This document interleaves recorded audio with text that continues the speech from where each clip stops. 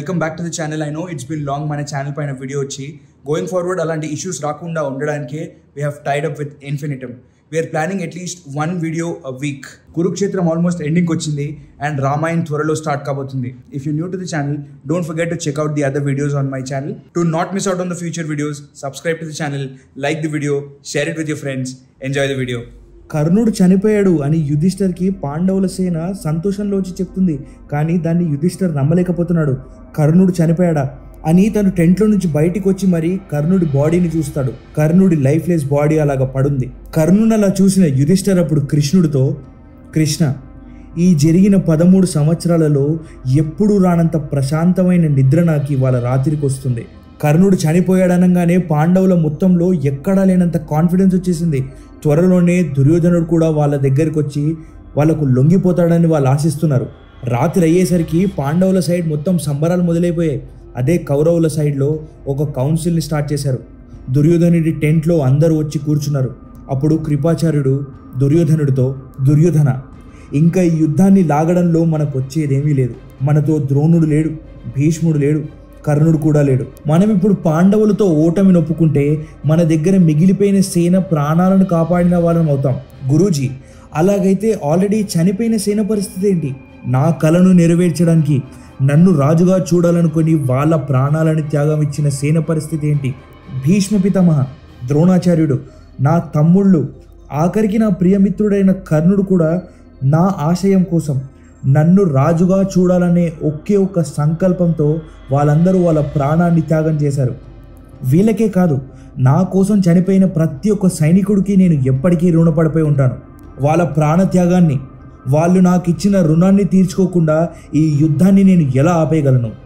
నేను లోకపాలకుణ్ణి. అలాంటి నేను యుధిష్ఠర్ దగ్గర ఒక సేవకుడిగా ఎప్పటికీ ఉండలేను. దుర్యోధనుడి గొంతులో ఎలాంటి బెనుకు లేదు. కౌరవుల సేన మొత్తం వాళ్ళ రాజును చూసి గర్వపడుతున్నారు.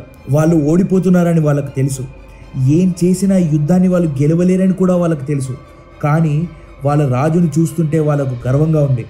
ఒక పిరికివాడిలా యుద్ధాన్ని మధ్యలో ఆపేసి లొంగిపోవడానికి వాళ్ళ రాజు సిద్ధంగా లేడు. ఈ పాయింట్లో దుర్యోధనుడు రాజసింహాసనం గురించో రాజ్యాల గురించో ఆలోచించట్లేదు. తన మైండ్లో ఉట్టి కర్ణుడు మాత్రమే నడుస్తున్నాడు. మనకిప్పుడు ఒక సేనాధిపతి కావాలి అని దుర్యోధనుడు అంటాడు. శల్యాన్ని మన కొత్త సేనాధిపతిగా పెట్టుకుందామని అశ్వత్థామ దుర్యోధనుడితో అంటాడు. ఇప్పటికీ కూడా పాండవుల దగ్గర కంటే మన దగ్గరే సేన ఎక్కువగా ఉంది. ఆ సేనతో మద్రారాజు మనని విజయం వైపుగా తీసుకెళ్తాడు. శల్యాన్ని కౌరవులకు కొత్త సేనాధిపతిగా చేశారన్న వార్త పాండవులకు తెలుస్తుంది. అప్పుడు కృష్ణుడు పాండవులతో అంటాడు, శల్యాన్ని మనం అస్సలు తక్కువ అంచనా వేయకూడదు. తనని కొట్టడం అంత ఈజీ కాదు. తను భీష్ముడు, ద్రోణుడికి సరిసమానుడు. మహారాజా యుధిష్ఠర్, ఇప్పటి వరకు చూసుకుంటే జరిగిన యుద్ధంలో మిగతా పాండవులు చేసినంత భయంకరమైన యుద్ధాన్ని మీరు ఇప్పటి వరకు చేయలేదు. రేపు మీ రోజు. రేపు మద్రారాజుని మీరే చంపాలి. యుద్ధంలో కౌరవులు ఆల్మోస్ట్ అందరూ చనిపోయారని గాంధారి మాతకు తెలుస్తుంది. గాంధారి మాతకు శివుడి దగ్గర నుంచి ఒక వరం ఉంది. గాంధారి మాతకు కళ్ళు కనిపించిన తన భర్త అయిన ధృతరాష్ట్రుడికి కళ్ళు కనపడవని తన కూడా తన కళ్ళకు ఒక గంతలు కట్టుకొని ఎప్పటికీ అలాగే ఉండిపోయింది. అది చూసిన మహాదేవుడు తనకు ప్రసన్నుడై తనకు ఒక వరాన్నిచ్చాడు. తను ఎప్పుడైతే తన కళ్ళ గంతలు తీసి మొదటిగా ఎవరినైతే చూస్తుందో వాళ్ళ శరీరం ఉక్కు శరీరం అయిపోతుంది. దుర్యోధనుడి తన దగ్గరికి రమ్మని ఒక సమాచారాన్ని పంపిస్తుంది. తన శరీరంపై ఎలాంటి వస్త్రం లేకుండా తను వచ్చి గాంధారి మాత ముందు నిలిచోవాలని ఆ సమాచారంలో ఉంటుంది. ఈ విషయం కృష్ణుడికి తెలుసు. దాన్ని ఆపాలని కృష్ణుడు దుర్యోధనుడి దగ్గరికి వెళ్తాడు. గాంధారి మాత ముందుకు వెళ్ళడానికి దుర్యోధనుడు తయారవుతున్నప్పుడు కృష్ణుడు వచ్చి, ఏంటి దుర్యోధన, ఇలాగా నువ్వు మీ అమ్మ ముందుకు వెళ్ళేది? నువ్వు పుట్టినప్పటి నుంచి మీ అమ్మ నిన్ను మొదటిసారి చూడబోతుంది. తనకు గౌరవం ఇచ్చేనా నీ కింది భాగాన్ని కప్పుకొని వెళ్ళు అని కృష్ణుడన్న మాటలు దుర్యోధనుడిని కన్ఫ్యూజన్లో పెట్టేస్తాయి. కృష్ణుడు అన్నది నిజమే కదా అని దుర్యోధనుడు కూడా తన కింది భాగాన్ని ఒక వస్త్రంతో కప్పుకొని గాంధారి మాత ముందుకు వెళ్ళి నిల్చుంటాడు. గాంధారి మాత తన కళ్ళ గంతలు తీసి దుర్యోధనుడిని చూడగానే దుర్యోధనుడిని తిట్టడం మొదలెడుతుంది. నేను నీకు చెప్పిందేంటి, నువ్వు చేసిందేంటి? నీ శరీరంపై ఎలాంటి వస్త్రాలు ఉండకూడదని నేను నీకు సమాచారాన్ని పంపాను కదా, అయినా ఇది నువ్వు ఎందుకు వేసుకున్నావు? అప్పుడు గాంధారి మాతకు అర్థమవుతుంది ఇదంతా కృష్ణుడి లీల అని, జరిగేది ఇంకా ఎవరు ఆపలేరని. కురుక్షేత్రంలో ఆఖరి రోజైన 18వ రోజు మొదలైంది.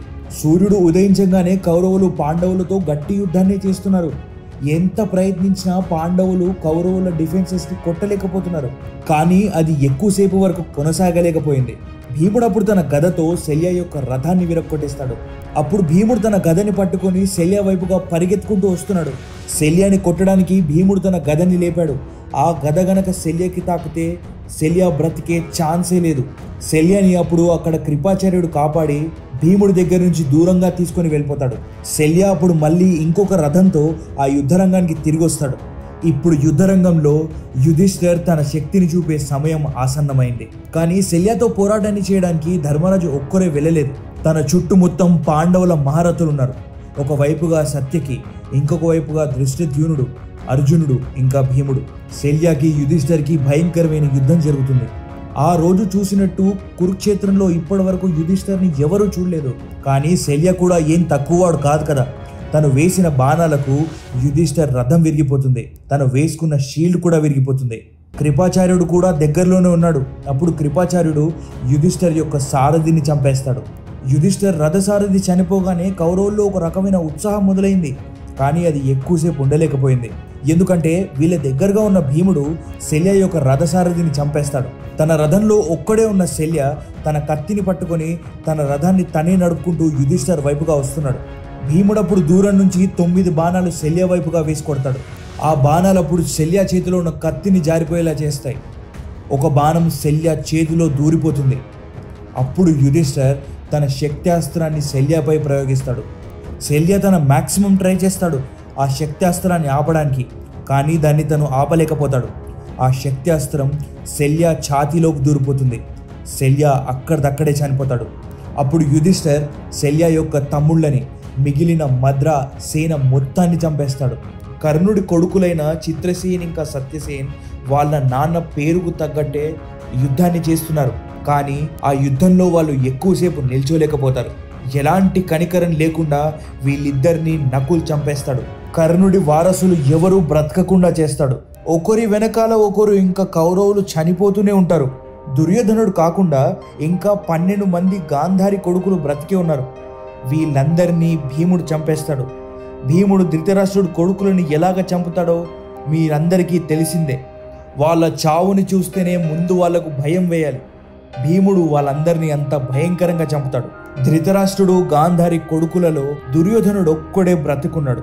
ఆ సమయంలో దుర్యోధనుడు చేసిన యుద్ధం పాండవులను షాక్కి గురి చేస్తుంది. దుర్యోధనుడు ఇంత పెద్ద యోధుడా అని పాండవులే నమ్మలేకపోతున్నారు. పాండవుల మహారథులందరూ కలిసి వచ్చిన దుర్యోధనుడిని వాళ్ళు ఆపలేకపోతున్నారు. శకుని అప్పుడు దుర్యోధనుడికి తన గాంధార్ సేనతో సపోర్ట్ చేస్తున్నాడు. శకుని కొడుకైన ఉలుక్ కూడా తన నాన్నతో పాటు కలిసి యుద్ధాన్ని చేస్తున్నాడు. ఒక సమయంలో సహదేవ్ కొట్టిన బాణాలకు ఉలుక్ రథచక్రాలు విరిగిపోతాయి. విరిగిన రథంతో ఎక్కువసేపు ఉలుక్ యుద్ధాన్ని చేయలేకపోతాడు. శకుని కళ్ళ ముందే తన కొడుకు బాధాకరమైన చావుని పొందుతాడు.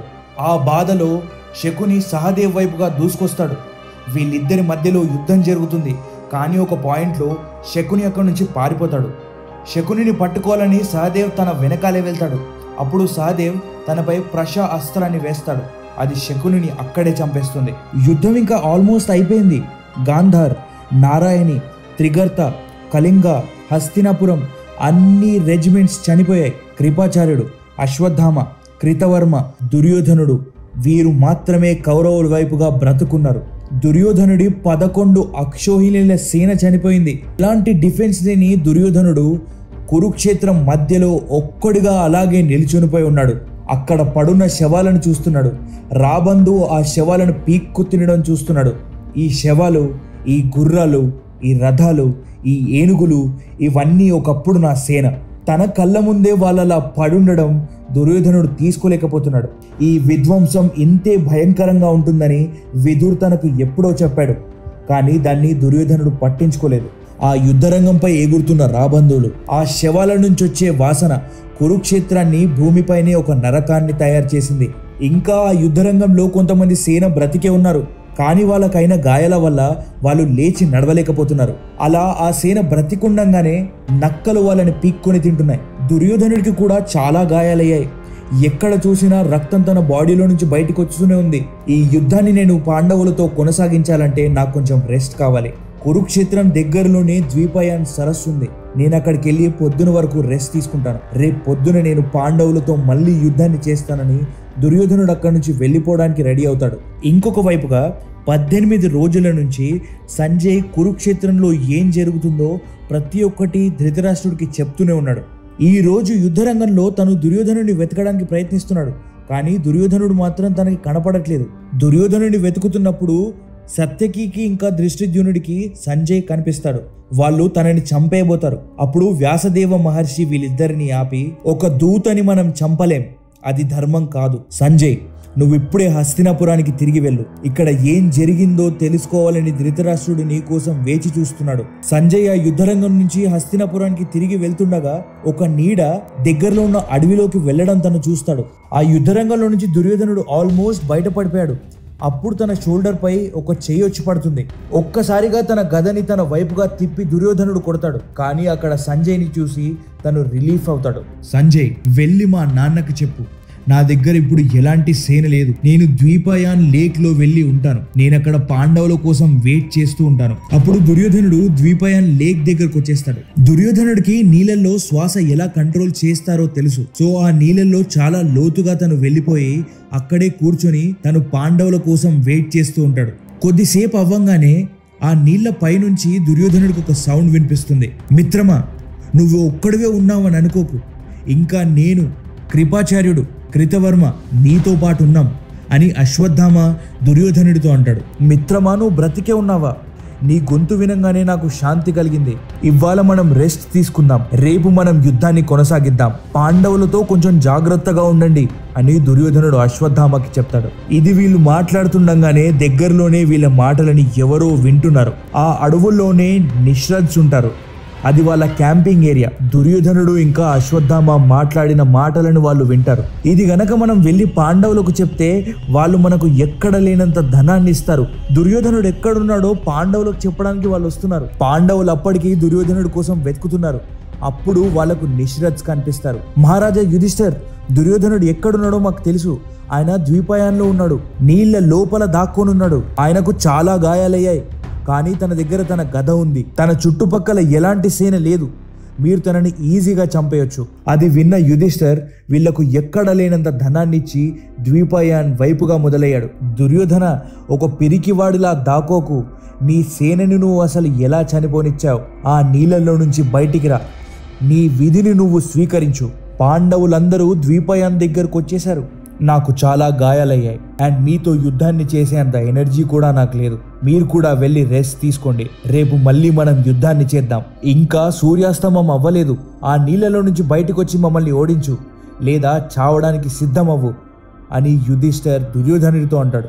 యుధిష్ఠర్ మాటలు దుర్యోధనుడికి చాకుల్లా గుచ్చుకుంటున్నాయి. యుధిష్ఠర్, నేను మొత్తం నారాయణి సేన కలిపినంత భయంకరుణ్ణి. కానీ నేనిప్పుడు ఈ యుద్ధాన్ని గెలిచిన ఆ రాజ్యాన్ని నేనేం చేసుకోవాలి? నా దగ్గర ఉన్న ప్రతి ఒక్కటి నేను కోల్పోయాను. నా తమ్ముళ్లను, నా స్నేహితులను, ఆఖరికి నా ప్రియమిత్రుడైన కర్ణుడి కూడా నేను కోల్పోయాను. హస్తినాపురం ఇంకా నీదే. నేను ఈ అడవుల్లోనే ఉండి ఇంకా శాంతిని పొందుతాను. ఇప్పుడు నువ్వు మాట్లాడే మాటలు నీపై ఏమైనా జాలిని తెస్తాయి అనుకుంటున్నావా? నీ అహంకారం వల్లే నీ స్నేహితులు, నీ తమ్ముళ్ళందరూ చనిపోయారు. అయినా హస్తినాపురాన్ని నువ్వు నాకు దానం ఇస్తున్నట్టుగా మాట్లాడుతున్నావు. నిన్ను చంపడానికి మాకు ఎంతో సమయం పట్టదు. నిన్ను చంపి మేము ఆ రాజ్యాన్ని తీసుకుంటాం. యుధిష్ఠర్ మాటలను దుర్యోధనుడు తీసుకోలేకపోతున్నాడు. ఇప్పటి వరకు దుర్యోధనుడితో అలా ఎవరూ మాట్లాడలేదు. ఆ నీళ్లలో నుంచి తను బయటికి రావడానికి సిద్ధపడ్డాడు. తన గదని పట్టుకొని ఆ నీళ్లలో నుంచి తను బయటికి దూకుతాడు. పాండవులందరూ దుర్యోధనుడిని చుట్టుముట్టేశారు. కానీ దుర్యోధనుడి కళ్ళల్లో ఎలాంటి భయం కనపడట్లేదు. నా దగ్గర రథాలు లేవు, సేన లేదు. ఇంతమందితో నేనొక్కడిని ఎలా పోరాడగలను? నీ ఆయుధాన్ని నువ్వే ఎంచుకో. నీతో ఎవరు యుద్ధాన్ని చేయాలో కూడా నువ్వే ఎంచుకో. మాలో ఒక్కరిని గనక నువ్వు చంపినా ఈ రాజ్యం మొత్తం నీదే అని యుధిష్ఠర్ దుర్యోధనుడితో అంటాడు. నేను గదా యుద్ధాన్ని చేస్తాను. నన్ను మించిన భయంకరమైన గదా యుద్ధాన్ని చేసేవాడు ఈ ప్రపంచంలో ఎవరూ లేరు. నా గురువు బలరాముడు. నాతో ఎవరు పోట్లాడతారో మీరే ఎంచుకోండి, ఎందుకంటే నాతో గదా యుద్ధంలో ఎవరూ గెలవలేరు. దుర్యోధన, నీ తమ్ముళ్ళందరినీ నేనే చంపాను, ఇప్పుడు నీ చావు సమయం దగ్గర పడింది అని భీముడు దూరంగా నిల్చొని దుర్యోధనుడితో అంటున్నాడు. ఈ క్షణం కోసం నేను 13 సంవత్సరాల నుంచి వేచి చూస్తున్నాను. మహారాజా, మీకేమైనా మతిపోయిందా? దుర్యోధనుడితో గదా యుద్ధమా అని కృష్ణుడు కోపంగా యుధిష్ఠిరతో అంటున్నాడు. ప్రపంచంలో తనను మించిన గదా యుద్ధం ఇంకా ఎవరూ చేయలేరని దుర్యోధనుడు ఊరికే అనట్లేదు. భీముడు దుర్యోధనుడు ఇద్దరు కలిసే బలరాముడి దగ్గర శిక్షణను తీసుకున్నారు. కానీ భీముడు కంటే దుర్యోధనుడు ఇక్కడ చాలా స్ట్రాంగ్. భీముడు కూడా దుర్యోధనుడిని ఆల్మోస్ట్ గదా యుద్ధంలో కొట్టలేకపోతాడు. కురుక్షేత్ర యుద్ధరంగంలో ఒక నమ్మకం ఉంది, అక్కడ ఎవరు చనిపోయినా వాళ్ళు డైరెక్ట్ గా స్వర్గానికి వెళ్తారని. సో ఈ జరిగే ఆఖరి యుద్ధం కురుక్షేత్రంలోనే జరగాలని అందరూ డిసైడ్ చేస్తారు. అప్పుడు దుర్యోధనుడు తన కొత్త ఆర్మరీతో భీముడితో యుద్ధాన్ని చేయడానికి పాండవులతో పాటు కురుక్షేత్ర యుద్ధరంగానికి వస్తున్నాడు. యుద్ధం మొదలు కాబోతుంది. అప్పుడు వాళ్ళు దూరంగా ఎవరో వాళ్ళ దిక్కు రావడం వాళ్ళు చూస్తారు. మీరు ఇక్కడ దాకా చూసారంటే డెఫినెట్లీ మీకు వీడియో నచ్చే ఉంటుంది. Drop a like, share it with your friend who has to know Mahabharatam. And మన ఛానల్పై త్వరలో రామాయణ్ కూడా స్టార్ట్ కాబోతుంది. If you don't want to miss out on the future videos, subscribe to the channel, like the video. I'll see you guys in the next one.